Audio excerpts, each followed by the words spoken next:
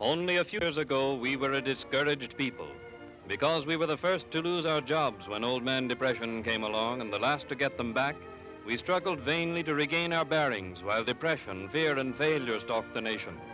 A tenth of the population of the United States, we formed as a race over a sixth of the unemployed. 1 out of every 4 of us was on relief. In vain, we sought for something to restore our confidence, our hope, our courage. Without jobs, we had no money. And without money, we could not purchase food for the hungry mouths at home. Our only hope lay in charity. Hunger drove our people to the bread lines. Anxiously, we waited for some sign of better days. Then came the federal government's work program. One by one, it took us out of the bread line. It gave us a new chance to take a normal place in the life of our community. It made us self-supporting. It changed the haggard, hopeless faces of the bread line into faces filled with hope and happiness, for now we work again.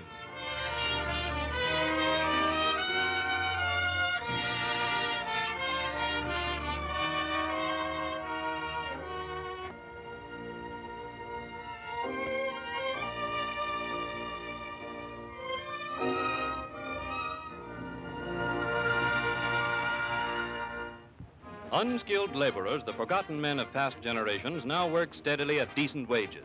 The nation over, they're building and repairing schools, public buildings, community centers, and airports to meet the changing needs of our modern world. In one project at the nation's capital, 1,200 men are employed in improving Bowling Field, grading, constructing runways, building hangars, and administration buildings. In addition to the hundreds of unskilled laborers who were removed from relief roles, many skilled workers are employed in this important improvement project. Hundreds of homes have been freed from the bondage of poverty as their breadwinners find security and hope in their new jobs.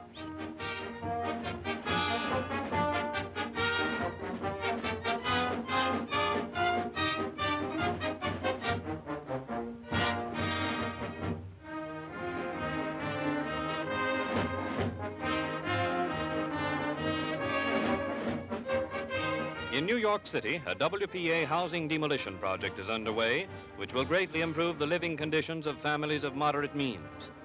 In many other cities of the country, old tenements and fire traps are being torn down to make way for modern buildings containing comfortable sanitary apartments.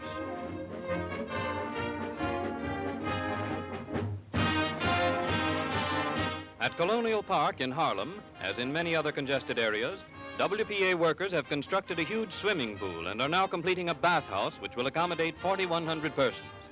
In this construction project, skilled workers are employed, utilizing the knowledge of their trades gained in the days before depression.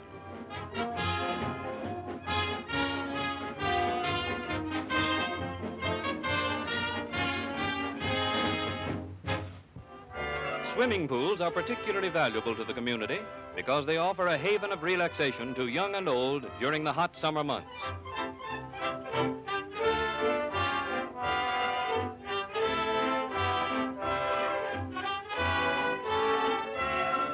At the same time, swimming pools remove children from the crowded city streets, providing every safeguard to prevent such tragedies as were all too common to the old swimming hole.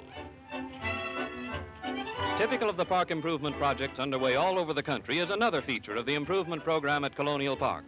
A wading pool has been built by WPA workers in which the youngsters may splash to their heart's content. New additions to the playground area have been made possible by the grading and improvement of parts of the park which were formerly merely decorative. Even the youngest children find plenty of opportunities for play under watchful supervision.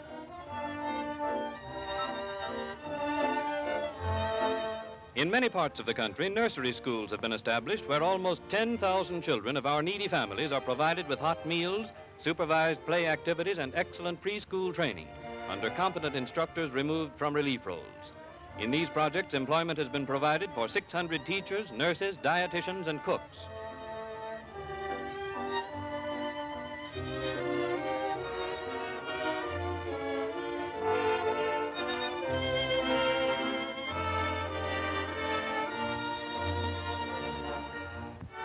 At the other extreme of age, more than 300,000 adults have learned to read and write for the first time in their lives.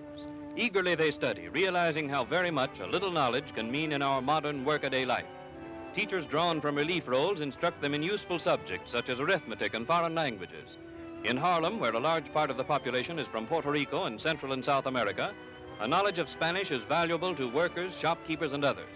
In this class, elementary instruction in the spoken language is given by native teachers.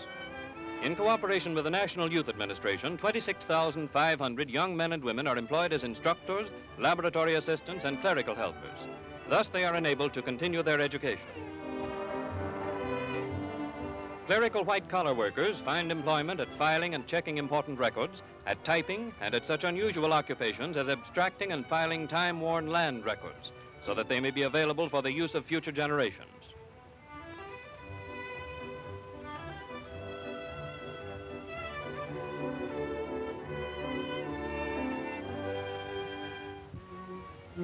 As part of the program of rehabilitation and the conservation of human resources, a number of household training schools have been established by WPA.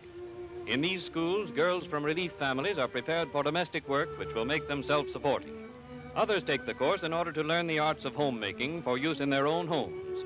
In modern kitchens, under competent instructors, the girls are taught to cook and to prepare salads and other delicacies which add much to everyday meals.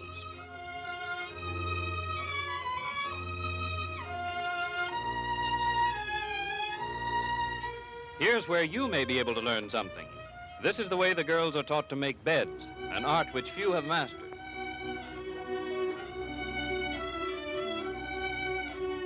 These household training courses have already sent hundreds of girls out into the world, well equipped to secure domestic positions and able to command skilled workers' wages. Health education is an important part of the WPA program. At a number of health centers in large cities, qualified instructors teach groups of women first aid methods and the proper care of children. The care of the sick is also taught by trained instructors at health centers throughout the country. These projects which you have seen are part of a broad national educational program through which WPA has helped millions of children and adults. In a number of communities, sewing rooms have been established in which are employed women who are the breadwinners for their families. Here, garments are made for distribution to needy families.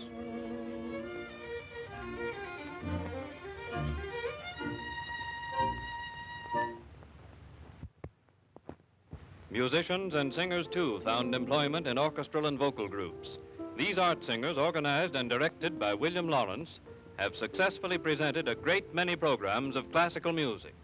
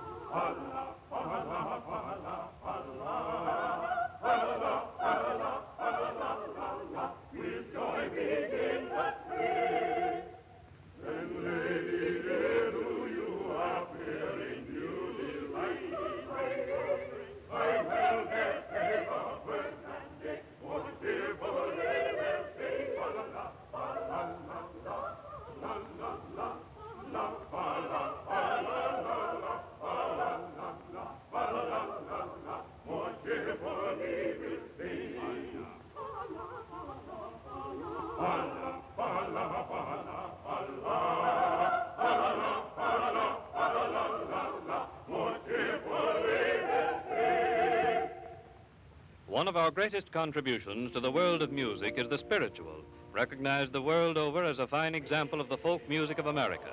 This choir, directed by Juanita Hall, presents our traditional music in all its beauty.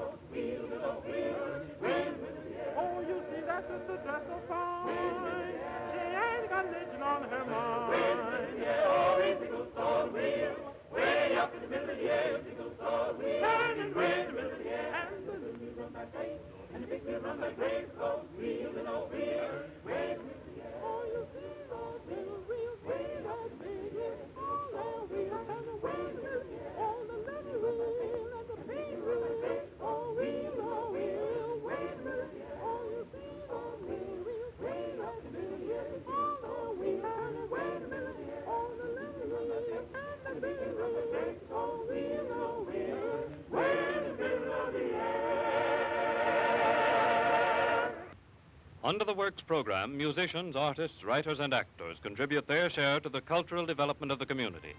The Negro Theater Unit of the Federal Theater Project produced a highly successful version of Shakespeare's immortal tragedy Macbeth, which far exceeded its scheduled run in New York and was later sent on a tour of the country. The scene was changed from Scotland to Haiti, but the spirit of Macbeth and every line in the play has remained intact. In this contribution to the American theater and in other projects under the Works program, we have set our feet on the road toward a brighter future. And I care not if thou does for me as much.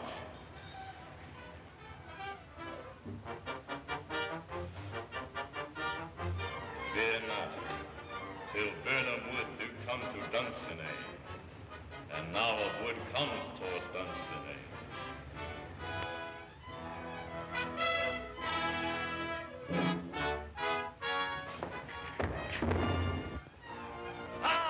Arm and out!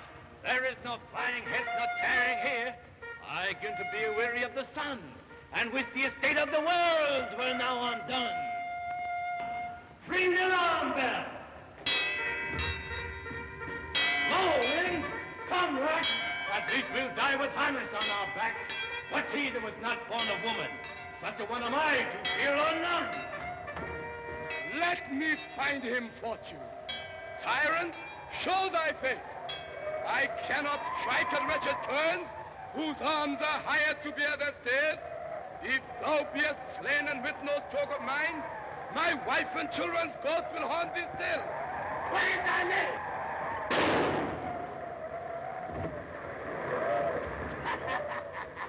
My name's Macbeth. Turn, hellhound, turn. Of all men else, I have avoided thee. But get thee back. My soul is too much charged with blood of thine already. Then yield thee, coward, and live to be the show in the gaze of time. We'll have thee as our rare monsters are, painted upon a pole, and under it, here may you see the tyrant. I will not yield. Though Burnham would be come to Dunsinane, yet I will try the last. I have no way. Lay on, Macduff, and damned be he who first cries, hold enough.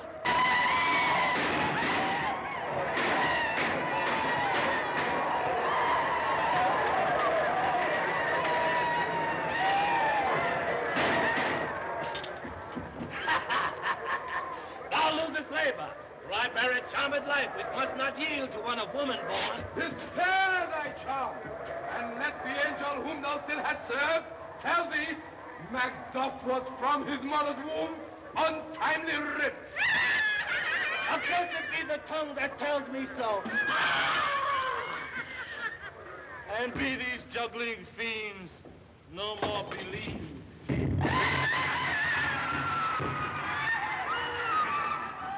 Hail, King!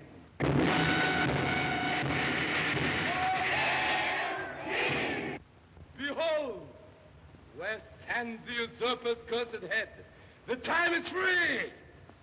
All hail Malcolm. Peace! The charms wound